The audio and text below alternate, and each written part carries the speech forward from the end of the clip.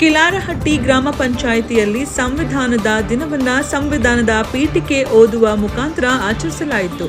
ಕುಷ್ಟಗಿ ತಾಲೂಕಿನ ತಾವರಗೇರ ಹೋಬಳಿಯ ಕಿಲಾರಹಟ್ಟಿ ಗ್ರಾಮ ಪಂಚಾಯಿತಿ ಅಧ್ಯಕ್ಷರಾದ ಶರಣಗೌಡ ಹನುಮನಗೌಡ ಪಾಟೀಲ್ ರವರು ಸ್ವತಃ ತಾವೇ ಸಂವಿಧಾನ ಓದುವ ಮುಖಾಂತರ ಆಚರಿಸಿ ಮಾತನಾಡುತ್ತಾ, ಈ ಸಂವಿಧಾನವೆಂಬ ಗ್ರಂಥ ಬಿಡುಗಡೆಗೊಳಿಸಿದ ಮಹಾನ್ ವ್ಯಕ್ತಿಯ ಅಂಬೇಡ್ಕರ್ ಅವರನ್ನ ಸ್ಮರಿಸುತ್ತಾ ಸಂವಿಧಾನದಲ್ಲಿ ಪ್ರಜೆಗಳಿಂದ ಪ್ರಜೆಗಳಿಗಾಗಿ ಪ್ರಜೆಗಳಿಗೋಸ್ಕರ ರಚಿಸಿರುವ ಗ್ರಂಥವೇ ಸಂವಿಧಾನ.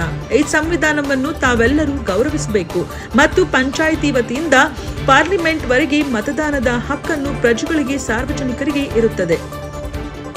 ಇಲ್ಲಿ ಯಾರು ಮೇಲು ಕೀಳು ಅಲ್ಲ, ಎಲ್ಲರೂ ಶಿಕ್ಷಣಕ್ಕೆ ಗೌರವ ಕೊಟ್ಟಾಗ ಸಂವಿಧಾನಕ್ಕೆ ಅರ್ಥ ಇರುತ್ತದೆ.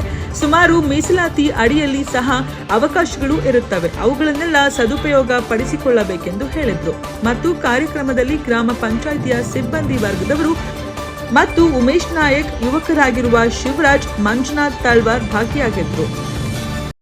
ವರದಿ ಬಾಳಪ್ಪ ಕೇರಿಹೋಲ.